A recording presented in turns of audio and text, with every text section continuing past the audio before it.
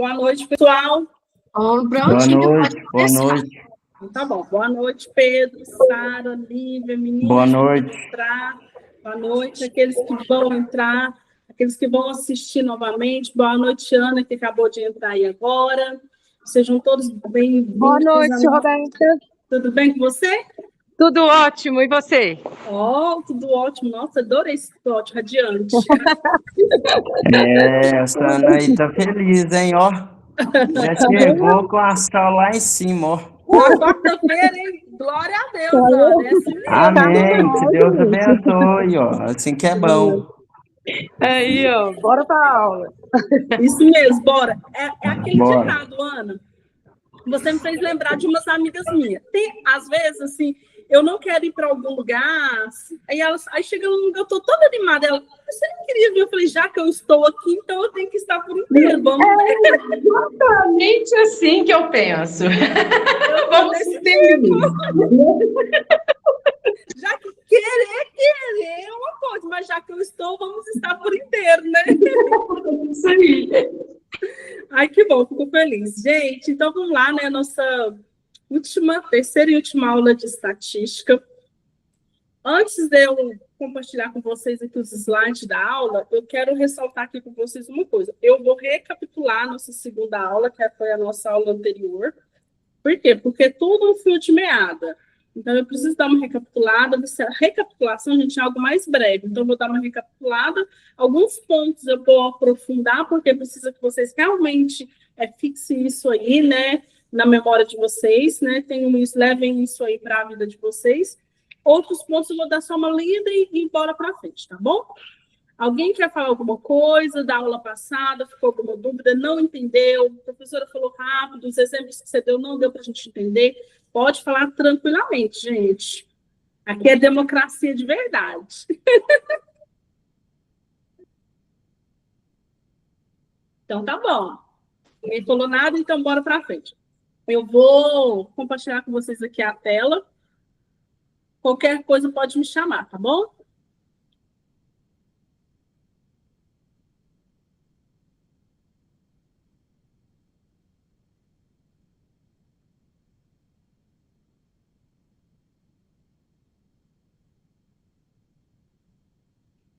Vamos lá. Na aula, nossa segunda aula, a gente falou sobre a representação gráfica de variáveis, né? O que é uma representação gráfica? Dentro aqui do conceito que eu trouxe para vocês, que foi o mesmo conceito que está lá na apostila de vocês, está falando aqui nesse slide. É uma forma de representar fenômenos. Então, o que é representar? Eu represento algo. O que é representar algo? Eu mostro algo, eu denoto algo acerca de alguma coisa. Então, como que eu represento a questão da estatística? Através de gráficos. Então, é uma forma de representar fenômenos como físicos, econômicos ou sociais de forma ordenada e escrita. Por que de forma ordenada? Lembra lá na nossa primeira aula, o que é a estatística? Nada mais é a estatística, ela é um ramo da matemática. A matemática é a ciência e a estatística é uma ramificação da matemática. Então, ela é um ramo da matemática. Por isso que aqui fala que é de forma ordenada e escrita. Exemplos de representação gráfica incluem. Então, gente, vou passar para o próximo slide. Só reforçando mais uma vez isso aqui. Quando alguém perguntasse para vocês, não perguntar, se vocês tiverem que fazer uma representação gráfica no local de trabalho, ou no exercício que vocês fazem, e sei lá, no dia a dia mesmo na vida, ouviram falar de uma reportagem, de um noticiário, e falam sobre representação gráfica. O que é a representação gráfica? Nada mais é que algo que representa, o próprio nome fala. O que é representar? Algo que dá nome, algo que denota alguma coisa. Então, de forma física, econômica ou social, de forma ordenada e escrita. Por que de forma ordenada? Ressaltando mais uma vez aqui que eu preciso que vocês entendam isso. A estatística ela é um ramo da ciência da matemática, que a matemática é uma ciência, então ela é uma ramificação da matemática. Se ela é uma ramificação da matemática, precisa estar de forma ordenada, porque a matemática não é ordenada. A matemática precisa cumprir uma ordem. Então, por isso que ela é de forma ordenada e escrita. Por quê? Porque eu ordeno e depois eu coloco isso na representação gráfica. Como que represento aqui? Gráficos que são representações visuais de dados numéricos, como gráficos de barras, vou explicar aqui mais uma vez, gráfico de pizza, gráfico de linhas, gráfico de colunas, gráfico de pontos e gráficos de setor, entre outros. Vamos lá, gente. Plantas e mapas, que são representações gráficas de espaços físicos, como plantas de casas, mapas geográficos e plantas industriais. Eu lembro que na aula anterior, né, quando eu falei para vocês aí sobre essa planta, eu usei um exemplo do engenheiro civil. O que o engenheiro civil, um técnico de edificação, quando ele faz o desenho lá da casa, o engenheiro civil faz o desenho do prédio, por exemplo, ou um técnico faz o desenho de uma casa, ele fez a planta da casa. Você vai construir uma casa, por exemplo. O que você faz? Você pede um técnico de edificações, dependendo da metragem da casa que ele pode assinar, assinar por ela, né? Ou um engenheiro, o que ele vai fazer? Ele vai fazer a planta. Aí entregou lá a planta. Não sei se vocês já viram como que é uma planta de uma casa. É toda impressa no papel adequado. Então, você pega aquela planta enorme, através daquela planta lá, o que o engenheiro está falando para vocês? Ele está demonstrando para vocês os espaços, como que vai ficar a estrutura da casa espacial aqui. Aí entra na forma ordenada. Como que vai ser ordenada essa casa? Aí entra no exemplo da representação. Essa casa ela está representada através daquela planta. A futura casa, a casa que você tanto está sonhando, que você tanto sonhou, que você tanto está almejando, lá naquele papel lá, que o engenheiro está te entregando lá e está te mostrando, por mais que você não entenda muito, porque quem não é da área realmente não entende, o que aquele engenheiro está te mostrando? Uma representação gráfica de como a sua casa vai ficar. E que lá é uma representação da sua casa. Gráfico de sistema de eixos cartesianos, utilizado na matemática e na física, que tem este nome em nome de René Descartes, o seu criador. Não tem necessidade aqui, gente, de eu aprofundar. Gráfico de barras. Gráfico de barras mostram informações sobre categorias diferentes. Em um gráfico de barras, o comprimento de cada barra representa um número. Aqui eu trouxe para vocês um exemplo da taxa de mortalidade infantil por região. Aqui o IBGE está falando que as 5 regiões, quais são? Nordeste, Norte, Centro-Oeste, Sudeste e Sul. Como que anda a taxa de mortalidade dessa região? Se você for verificar aqui agora, porventura vocês estão lá no local de trabalho de vocês, aí o supervisor de vocês, o líder de vocês, ou vocês são os líderes, por que não? Se vocês estão estudando, porque vocês almejam crescimento. Então, vamos embora para frente. Então, vocês pegou esse gráfico, está com ele lá em mãos, e vocês precisam agora relatar. Porque, gente, eu ressalto muito nas minhas aulas. Não adianta nada eu ter os dados em mãos, eu ter esse gráfico, se eu não consigo interpretar esses dados. Eu preciso saber interpretar esses dados. Do que adianta eu ter um gráfico lá da área, a área qual eu atuo dentro da empresa, seja da produção, cada um da sua área específica aí, mas ou seja da natalidade ou da mortalidade de animais, ou seja da produção de agrícola, cada um dentro da sua área. Do que adianta eu ter um gráfico lá em mãos, na minha mesa, mas eu não sei interpretar? É só mais um papel, é só mais uma representação, é só mais um gasto de tempo e gasto de material. Então, eu preciso saber representar. Se fosse para vocês representarem esse gráfico aí agora, lá no local de trabalho de vocês, como vocês representariam? Aqui está falando aqui, ó. Qual que é a barra maior? Não é a barra da região Nordeste? Então, aqui de imediato, se fosse para me escrever um relatório, interpretar ele, se fosse não. Gente, não tem como você receber um gráfico e você não ter que interpretá-lo. Não tem como. Isso é impossível. Ninguém vai te entregar um gráfico, toma aqui só para decorar sua mesa. Ou toma aqui só para encher seu computador. Ou só para encher o seu e-mail. Não, gente. Eles estão te mandando um gráfico para que você estude esse gráfico, interprete esse gráfico e tome a decisão. Aqui é a segunda região que mais está tendo morte infantil, que seria a região norte. A terceira, a quarta. Então, aqui, o que a gente vê aqui nesse gráfico? Se fosse para você interpretar, a região que mais está tendo taxa de mortalidade no Brasil, nesse ano aqui, é a região Nordeste. E a região que menos está tendo é a região Sul. Isso é de extrema importância. Por quê? Porque, vamos lá, para um governo, o governante, seja municipal, estadual, ou seja federal, se ele tem que tomar alguma medida em questão da saúde, ele precisa saber interpretar esses dados. Através desses dados, aqui está falando que veio de uma fonte do IBGE. Essa é a função do IBGE. O IBGE nada mais é que ele é o captador de dados. Ele capta esses dados, ele vai lá, bate na nossa porta, toque, toque, faz uma série de perguntas para nós. Aí pergunta quem reside, quantos anos, se é casado, quem estuda, a raça, branco, preto, a faixa salarial, a renda da família. Pergunta um monte de coisa. Por quê? Você acha que é porque o IBGE... Gente, aqui eu estou ensinando da forma correta. Eu sempre gosto de bater muito nessa tecla. Porque, lógico, muitas pessoas podem levantar um questionamento assim, professora, mas isso não acontece na prática. Aí já é outros viés. Mas o que eu preciso ensinar, nós como professores, né? É questão ética. Nós precisamos ensinar o que é correto, o que é cientificamente comprovado, a forma correta processual de fazer as coisas. Agora, se faz ou não faz, já é outro viés. Então, gente, quando o IBGE bate lá na porta da nossa casa, nada mais é que ele está captando. Ele contrata lá seus consultores, os auxiliares, as pessoas que vão bater de porta em porta, elas vão alimentar aqueles dados. Alimentando aqueles dados, o IBGE, no final do tempo da captação desses dados, ele consegue passar várias informações.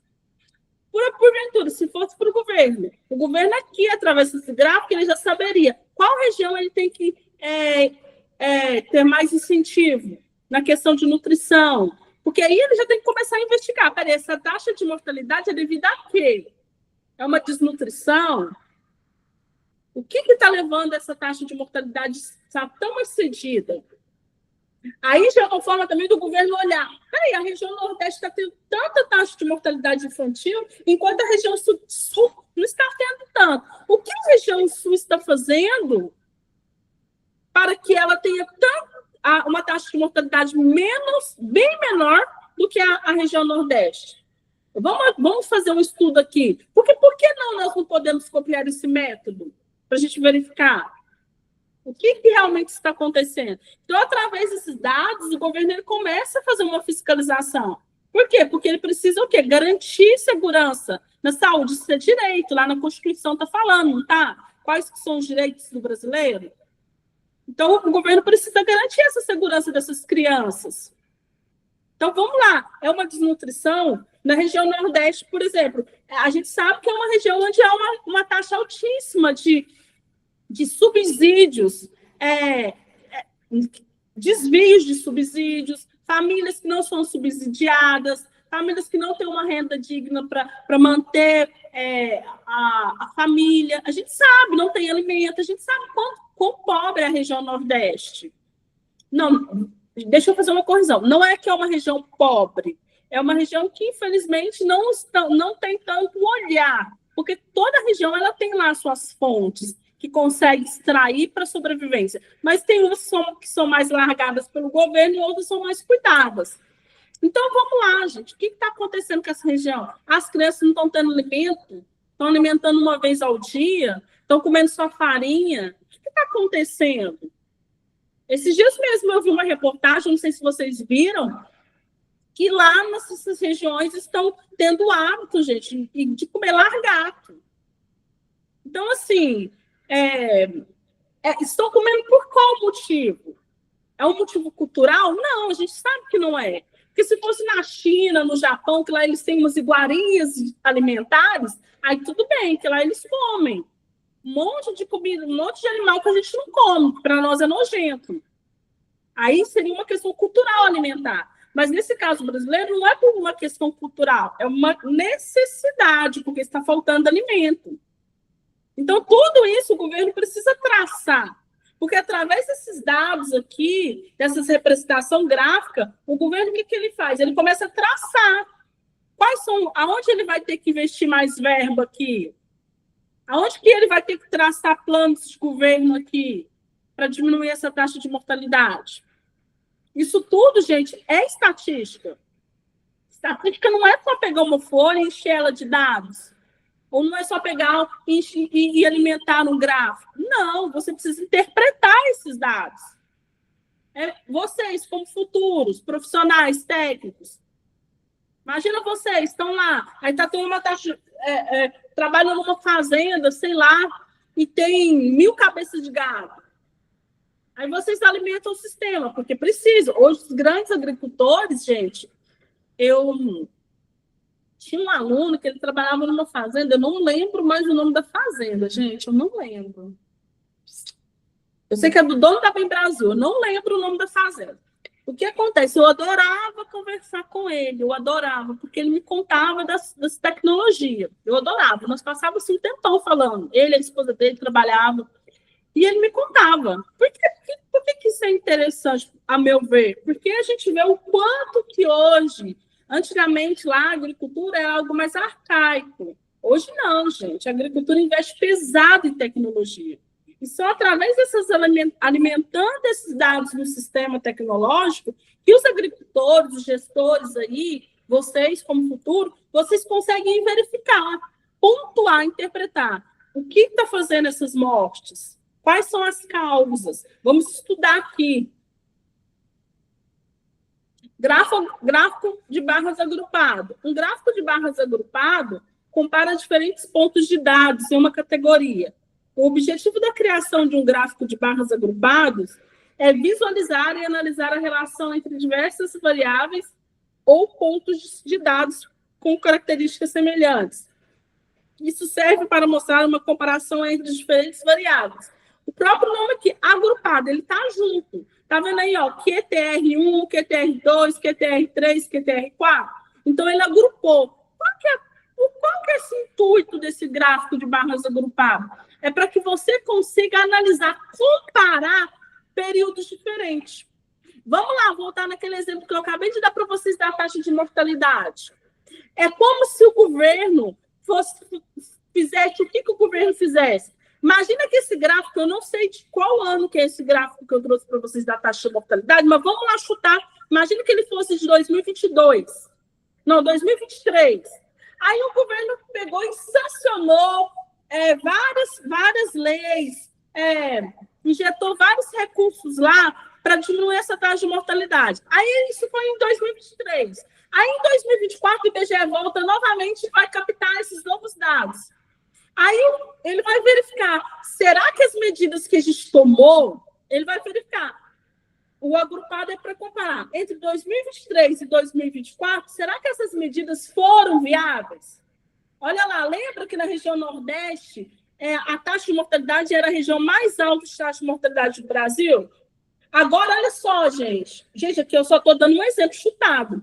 Olha só, gente, agora a região Nordeste, comparado com 2023, olha para vocês verem, gente, o tanto que diminuiu a taxa de mortalidade. Então, a gente pode continuar com essas medidas. Não, gente, aumentou ou continuou a mesma coisa, a mesma taxa de mortalidade. Não teve nenhuma diferença acentuada. Então, peraí, gente, então as medidas que a gente tomou não tá fazendo efeito. Às vezes, a forma que nós analisamos os dados foi de forma incorreta. Viu a importância de uma análise de dados correta? Isso é de extrema importância, gente. Porque hoje, o que as empresas querem? Nenhuma empresa é criada para dar prejuízo, gente. Nenhum empresário cria uma empresa e fala assim, vou criar uma empresa nesse ano de 2025 porque eu quero ter muito prejuízo. Jamais. Gente, estou falando uma pessoa sem sanidade. Jamais. Ele cria para quê? Para alavancar sua renda, para lucrar com isso. Então, o que acontece? O governo, ele é um gestor também, um gestor público. A função de um governo é fazer com que o país, o estado ou o município ele não tenha déficit, ele não tenha prejuízo. Então, é preciso, e não só a questão financeira, porque uma taxa de mortalidade é um prejuízo, está morrendo crianças. Então, precisa equiparar. Então, o gráfico de barras agrupadas, ele é para comparar. Então, as medidas que a gente tomou em 2023 foram viáveis, sanaram o problema, está diminuindo a taxa de mortalidade, ok, vamos continuar e potencializar essas medidas. Vamos lá, bora para frente, gente. Não, peraí, gente, olha aqui, a diferença foi muito insignificante, ou não teve diferença nenhuma. Então, vamos recuar. A forma que nós interpretamos esses dados está errada, está de forma incorreta. O gráfico de linhas. O gráfico de linhas é adequado principalmente quando você deseja visualizar tendências e movimentos ao longo do tempo, em que os valores da dimensão são uniformemente espaçados, como meses, trimestres ou anos fiscais. Gente, o gráfico de linhas aqui é um exemplo que eu dei aqui para vocês. Quem é pai, quem é mãe, pegar a caderneta aí, quem teve interesse no filho, a caderneta de vacinação do filho da gente, quando a gente leva ele lá na pediatra, o que a pediatra faz? Ela vai acompanhar lá, ela vai fazer um gráfico de linhas. Uma boa pediatra não faz isso, um bom pediatra. Ele vai falar assim, vamos supor, olha, seu filho está com 6 anos, dentro aqui da Organização Mundial da Saúde, dentro das especificações aqui, uma criança de 12 anos tem que ter entre esse peso e essa altura. Olha, de acordo aqui, ele está dentro da linha, então ele está corretamente. Vamos fazer esse gráfico de linha aqui, ó, verificando aqui, se ele está com esse peso hoje, atualmente, essa medida, com 18 anos, ele vai estar com essa altura. Hoje se consegue fazer isso, mas só consegue fazer isso um profissional que saiba interpretar. Viu que sempre está batendo na mesma tecla a questão da interpretação? Imagina lá um pediatra que não sabe alimentar, não sabe interpretar esses dados. O que ele vai fazer? Aí a mãe leva o filho lá para a pediatra. Aí a pediatra fala assim, nossa, seu filho está ruim demais.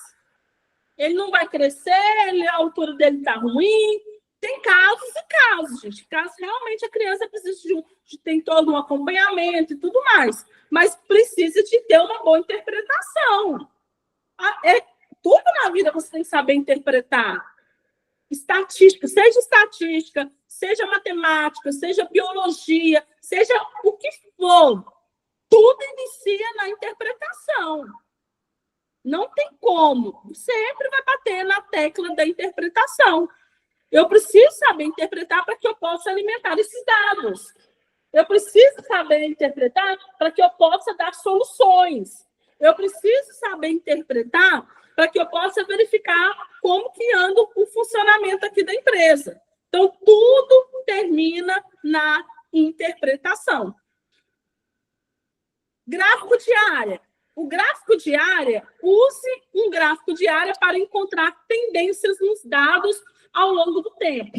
Os gráficos de área são semelhantes aos gráficos de linhas, mas tem sombreamento abaixo das linhas para mostrar a amplitude das tendências. Professor, o que é isso, professor? Eu estou perdido. O que é esse gráfico de área? Vocês entenderam o exemplo que eu dei para vocês sobre a caderneta de vacinação dos nossos filhos? Quando a pediatra vai lá e põe e coloca a linha, traça a linha para verificar se ele está numa estatura adequada, num peso adequado, e qual vai ser o peso, a estatura dele. Gente, uma boa pediatra, esses dias não, que eu falo, já tem uns 6, 8 meses. 6 meses. Eu levei meus filhos na pediatra, a pediatra já me falou qual que vai ser aproximadamente, que a gente sabe que é aproximadamente, por quê? Porque eles são crianças, pode ter uma intervenção, tudo pode acontecer na questão do crescimento, da evolução dele. Mas aproximadamente, ela já falou quantos metros que eles vão ter quando se tornarem adultos. Por quê? Porque um bom pediatra ele precisa saber interpretar. Aí, voltando lá no gráfico de área, professora, mas o que é esse gráfico de área, pelo amor de Deus, me fala o que é. Gente, ele é um gráfico de linhas.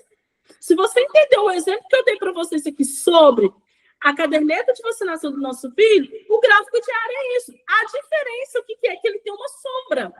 Tá vendo essa sombra aqui, esse intervalo?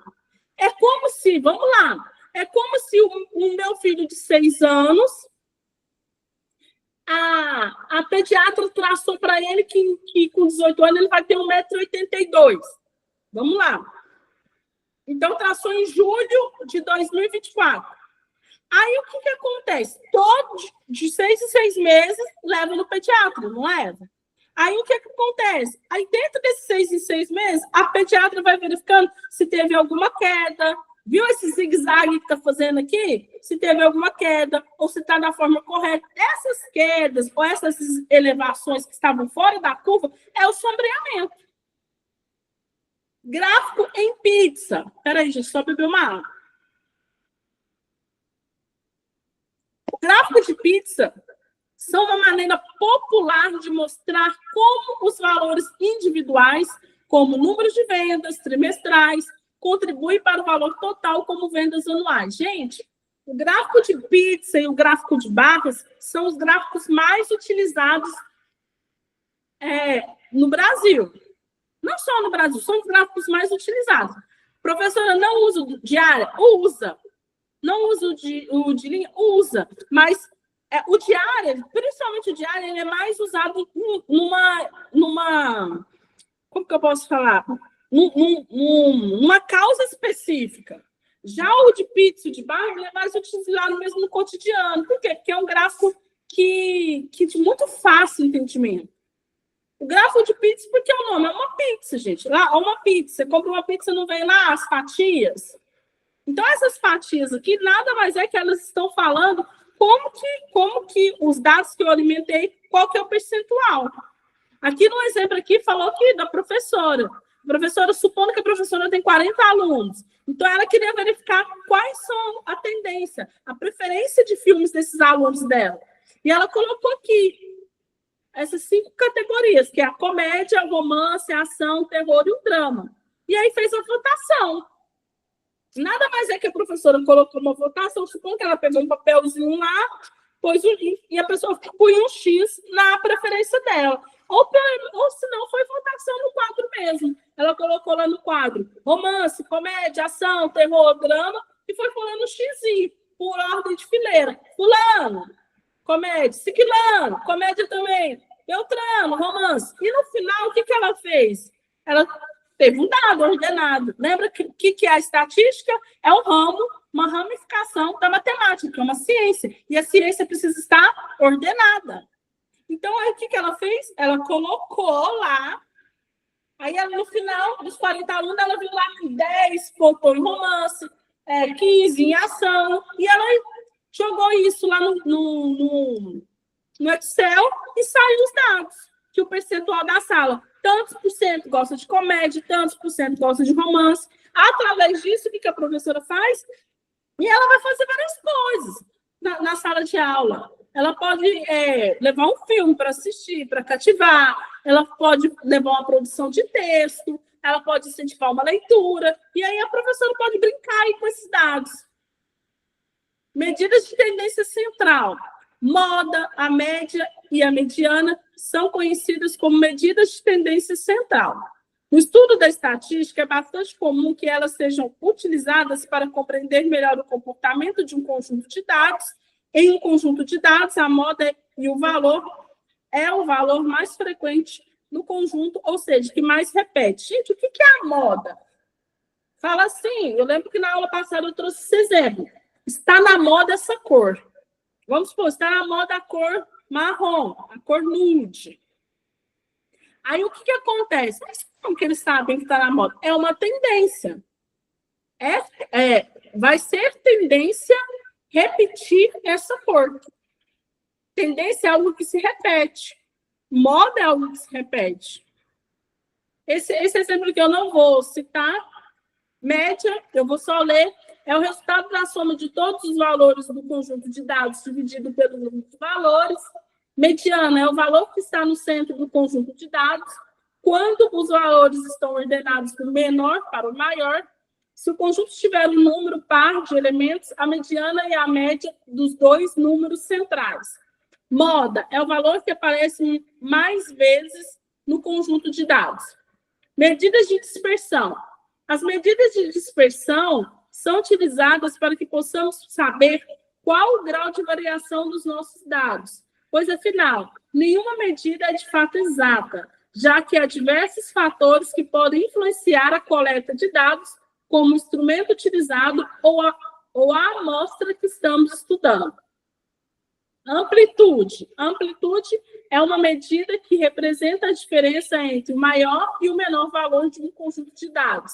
É uma métrica fundamental que fornece uma visão geral da dispersão dos dados e é muito utilizada em áreas como estatística, análise de dados e ciência de dados. Gente, esses 3 últimos slides eu só li, por quê? Porque se vocês fizerem uma explicação mais profunda, é só vocês voltarem na aula passada, tá? Eu expliquei profundamente sobre isso. Dado, um conjunto de dados, a variância é uma medida de dispersão que mostra o quão distante cada valor desse conjunto está do valor central. Quanto menor é a variância, mais próximos os valores estão da média. Mas, quanto maior ela é, mais os valores estão distantes da média. Gente, então, essa foi a recapitulação da nossa aula, e agora eu vou entrar na nossa aula de hoje. Onde a gente vai falar sobre interpretação de desvio de padrão. Gente, o que é uma interpretação de desvio de padrão? É uma estatística que mede a dispersão. O que é dispersão? Vamos lá. É uma estatística. Estatística, vocês estão entendendo o que é, entenderam? Então, se vocês entenderam o que é uma estatística, agora a gente vai entender o que é uma dispersão. O que é dispersão? Fulano está disperso. Sempre que vocês tiverem dúvida quanto à interpretação de algo, gente, é só vocês buscarem etimologia ou pensarem mesmo no dia a dia. Dispersão vem de disperso. Então, se fulano está disperso, se a gente fala assim, fulano está disperso da sala da aula, é como se ele estivesse no mundo da lua. Então, ele está disperso. Ele não está, ele está vagando. Ele está disperso. Ele está sentado, mas ele está vagando. A mente dele está vagando em vários lugares. A mente dele está na casa dele, está no trabalho, está em todos os lugares, menos na aula. Então, o que é? Ó, vamos lá. O desvio padrão é uma estatística que mede a dispersão. Então, é algo que vaga, foge. É a dispersão dos dados em relação à média. Um desvio padrão baixo indica que os dados estão mais próximos da média, enquanto um desvio de padrão alto indica que os dados estão mais dispersos. Então, vamos lá. Se um desvio de padrão está baixo, lembra de disperso é o que está vagando? Então, quer dizer que ele está mais próximo da média. Imagina a média. Está baixo. Então, ele está mais próximo. Se ele está alto, é como se o aluno estivesse disperso, viajando demais. Estivesse lá em Paris. Então, ele está muito longe da sala de aula. Totalmente longe. Quanto maior o desvio padrão, mais dispersos os dados. Quanto menor o desvio de padrão, menos dispersos os dados. O desvio padrão é uma estimativa do quanto os dados variam em torno da média. Lembra da variação, gente? Eu expliquei isso lá na primeira aula da variação também. E dei uma recapitulada aqui hoje. Então, aqui, ó, vamos lá. O desvio padrão é uma estimativa. Estimativa, gente. Então, não é algo exato. Do quanto os dados variam em torno da média. O desvio padrão é usado para calcular intervalos de confiança e valor. Como interpretar um desvio de padrão? Vamos lá. Desvio de padrão baixo. Um desvio padrão baixo indica que a maioria dos valores do conjunto de dados está próximo da média. Os dados são menos dispersos, estão concentrados em torno da média. Desvio padrão alto. Um desvio padrão alto sugere que os valores estão mais distantes da média e há uma maior dispersão. Então, vamos lá interpretar. Eu trouxe para vocês um gráfico. Só beber uma água, gente.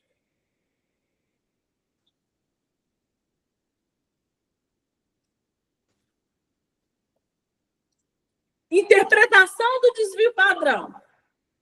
O desvio padrão supre essa questão de interpretação.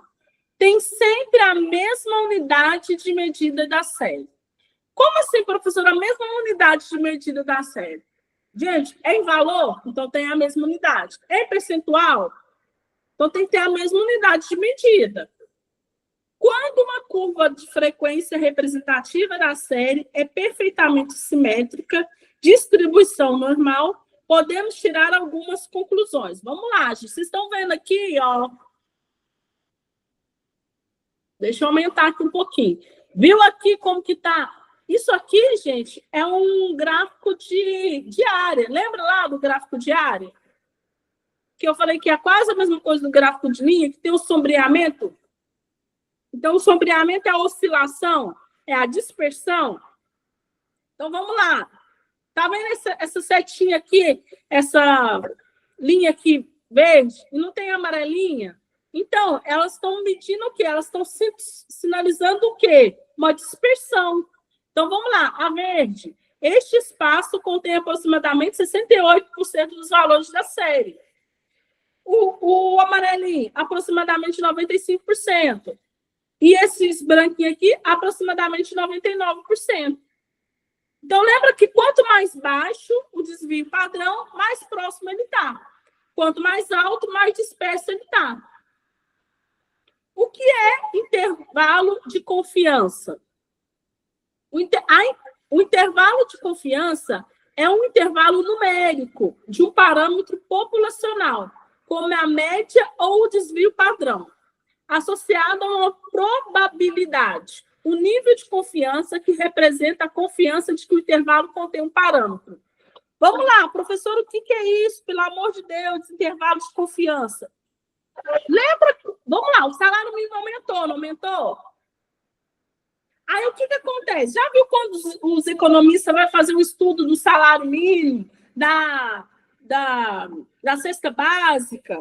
O que ele está fazendo? Um estudo de intervalo de confiança. Por quê? Porque ele está falando aqui, olha, no ano passado, a nossa cesta básica estava tal valor e ela comprometia tantos percentual do salário mínimo. Hoje, a nossa cesta básica aumentou e está comprometendo X percentual do salário mínimo. Eu trouxe para vocês aqui, gente, um vídeo para vocês entenderem mais, eu achei muito interessante esse vídeo sobre o desvio de padrão. Só um momento que eu vou pegar aqui a caixinha para dar para vocês ouvirem melhor.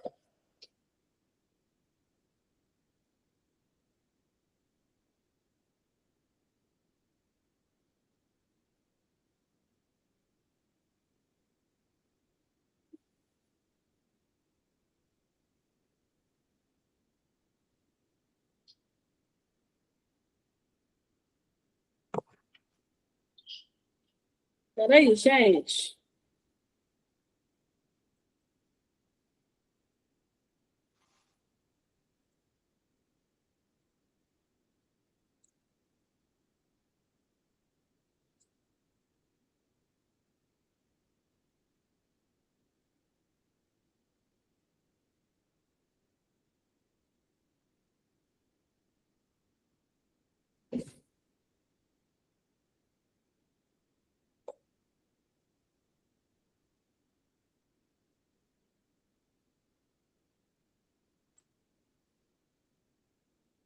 Peraí.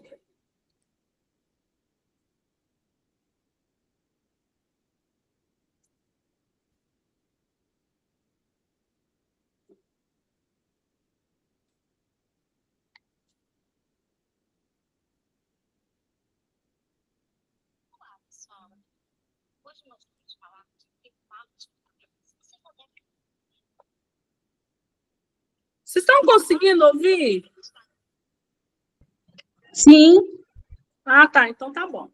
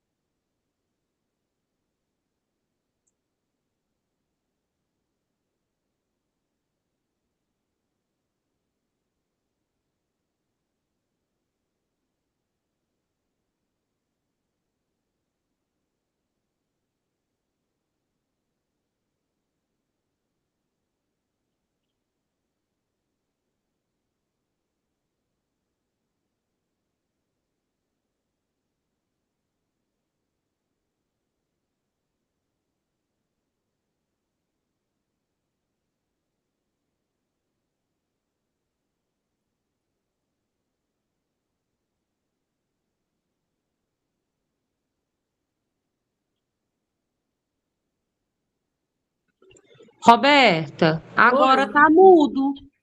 Tá mudo? Tá. Também não tô conseguindo escutar. Não tá, tá saindo só não. Professora, tenta sair da apresentação e entrar novamente, que pode ser um erro. Ah, tá. Então eu vou sair e entro, tá? Certinho.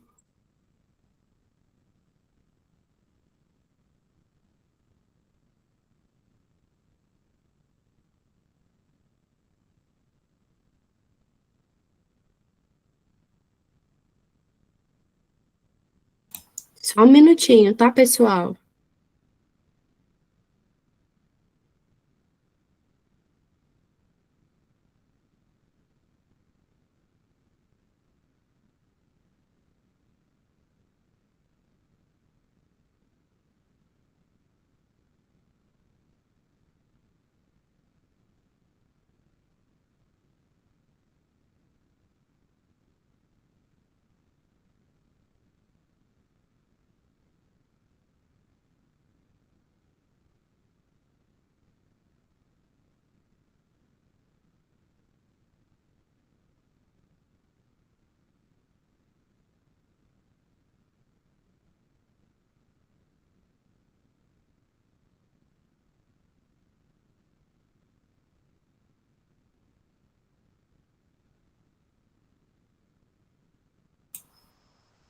Eu ainda continuo não escutando o áudio do vídeo. Vocês estão escutando, meninos?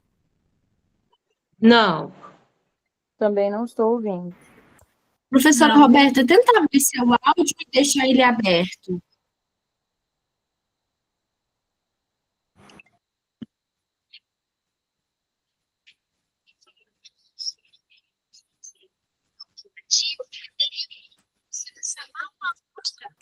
Agora tá saindo, né, pessoal?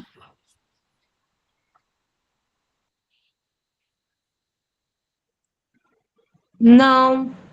Fez um barulho, mas bem ruim, não dá para entender, não. Nossa, estranho. Professora, você quer tentar me enviar esse vídeo e eu tento apresentar daqui? Tá, vou te enviar aí. Aí eu saio da apresentação. Isso.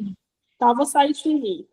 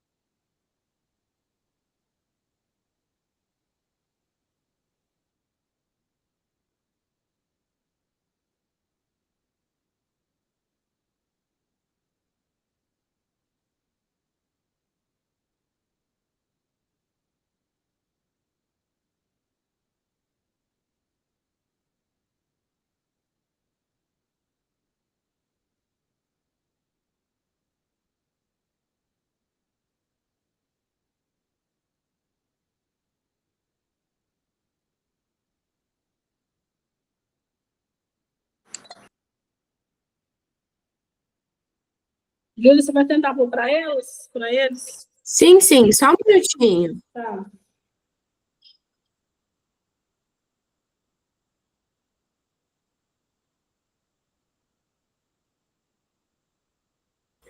Apareceu para vocês?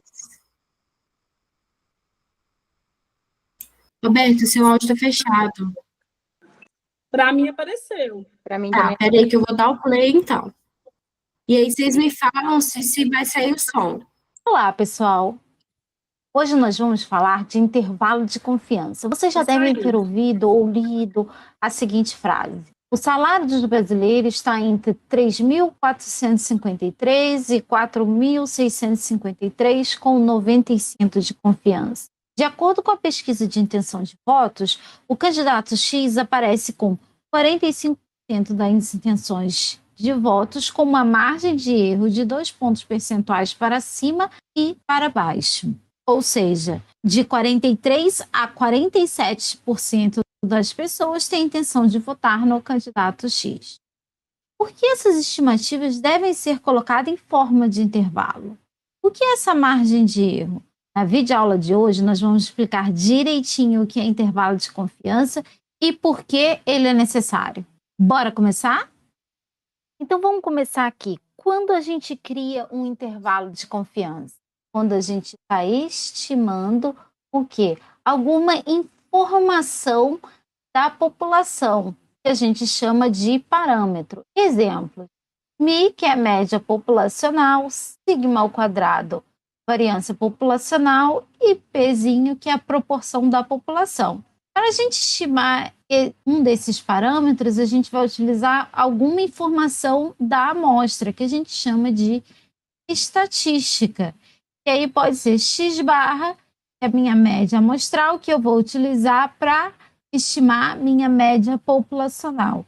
S ao quadrado, que é a minha variância amostral, que eu vou utilizar para estimar a minha variância populacional. E P chapéu, que é o P com acento circunflexo, é a minha proporção amostral e eu utilizo para estimar a minha proporção populacional.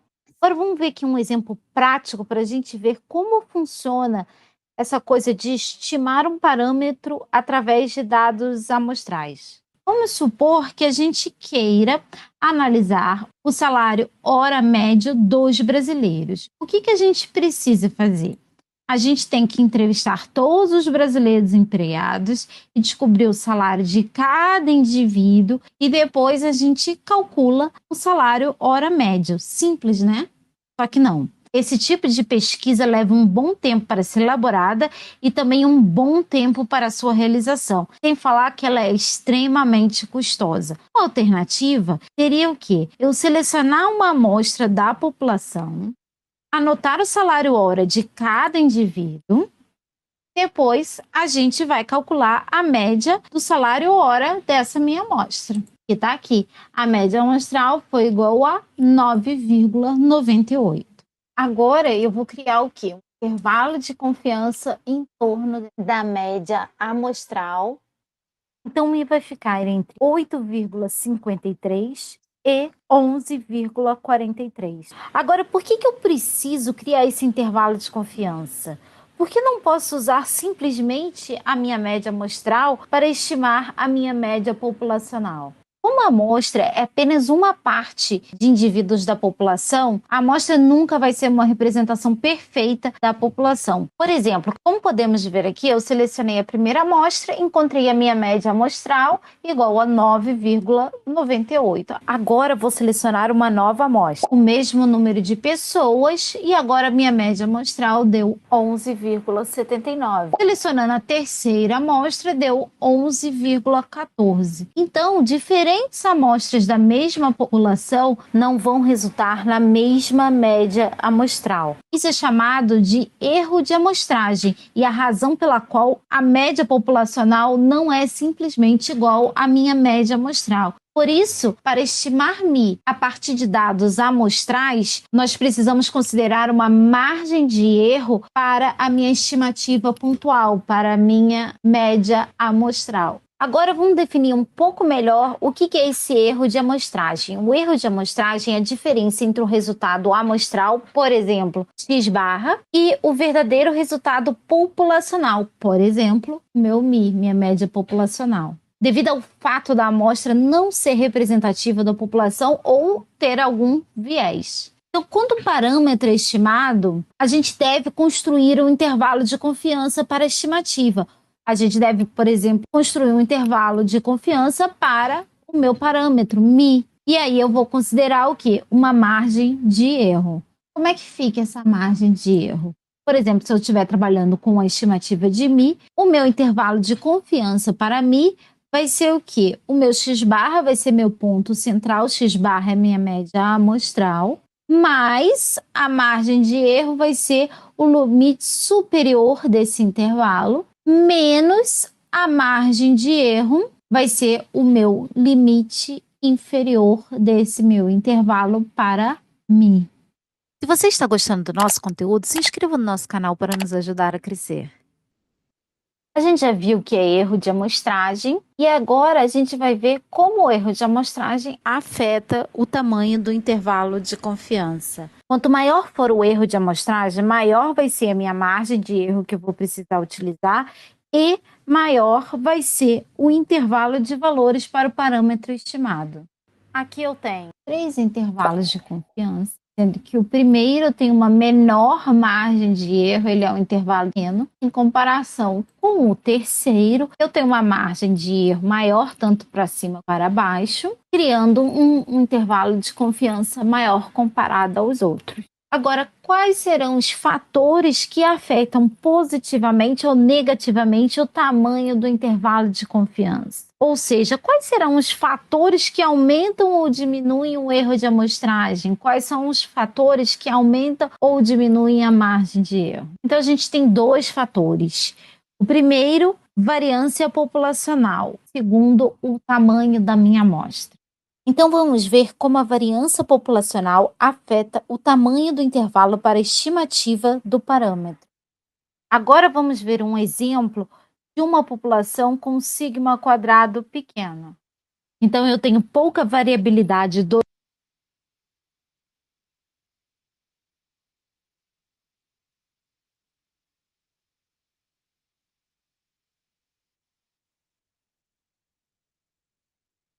Professor, o vídeo finalizou. Finalizou. Eu vou parar a apresentação aqui e você pode continuar, certo? Tá bom. Pessoal, então, eu trouxe um exemplo aqui para vocês. Quando ela dá esse exemplo aí do intervalo, ela fala da variância. Eu lembro que, não sei se foi na primeira aula ou se não foi na aula passada, que eu citei para vocês o exemplo das eleições. Quando vai fazer as pesquisas eleitorais, lembra daquele percentual que eles falam assim, vamos supor, o candidato A está com 40%, o candidato B está com 35%. Aí eles falam, margem de erros para menos, para mais, 2%, 3% ou 1%. Isso aí é a margem de variação, é a variância. Aí eu gostei muito, eu vi esse vídeo, eu gostei muito dele, eu achei ele bem simplificado. Se eu não me engano, ele é de um site que chama Descomplica. Eu acho que ele Descomplica. Mas depois a Júlia manda para vocês. Gente, vamos lá finalizar a aula. Então, a última aula foi isso, né, que eu falei para vocês, sobre intervalo e desvio de padrão. Espero que vocês tenham entendido. Eu trouxe os exemplos para ficar mais fácil de assimilação para vocês. Eu tenho consciência, a gente sabe que a física não é lá aquela matéria que a gente tem um hábito, ou que muita gente gosta. Mas se vocês entenderam que a física, ela está no dia a dia nosso, constantemente, desde uma roupa que você vê na vitrine, você vai no shopping passear, e está vendo desde o modelo de carro, gente.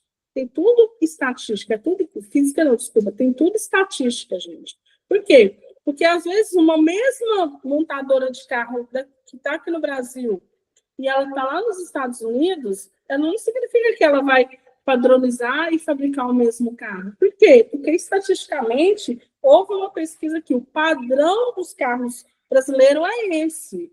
Então, esse é o mais viável. E o padrão dos carros americanos já é outro. Então, aquele é mais viável. Se vocês entenderam que a estatística está na nossa vida o tempo todo, desde a meteorologia, que eu lembro que eu falei isso para vocês na sala de aula, as eleições, tudo aquilo que a gente faz, ao plano de governo que cada governo estabelece no início do ano, tudo tem estatística. Eu espero que vocês tenham entendido, seja um pouco daquilo que a gente trouxe. Caso não tenha entendido, pode perguntar se ficou alguma dúvida. Pode falar. Se vocês não quiserem falar agora, pode mandar para o pessoal da escola, eles passam para mim, tá bom? Roberta, eu não tenho nenhuma dúvida. Foi maravilhosa a aula, viu? Tá bom. Certinho, Ana, obrigada. Meninas, Sara, Érica, Lívia, Grazi, todas as meninas que estão aqui, muito obrigada. por ter estado aqui na aula com a gente. Deus abençoe cada um. Obrigada, Érica, cada um de vocês. Aqueles que vão assistir essa aula, se ficou alguma dúvida, gente, assiste a primeira aula, assiste a aula 2, assiste a aula de hoje, a recapitulação, os slides da recapitulação de hoje, teve uns lá que vocês viram que eu li rapidão, mas por quê? Porque está tudo explico detalhadamente lá na aula 2, que eu sempre trago exemplos para o dia a dia, porque meu intuito aqui não é fazer com que ninguém decore estatística, pelo amor de Deus, seja qual matéria, é que quando vocês estiverem atuando no técnico do dia a dia, vocês consigam assimilar. Deus abençoe, tudo de bom, que o Espírito Santo guie vocês, tá bom? Beijos, até mais. Amém. Um beijo, boa noite. Professora, boa noite. Tchau, tchau.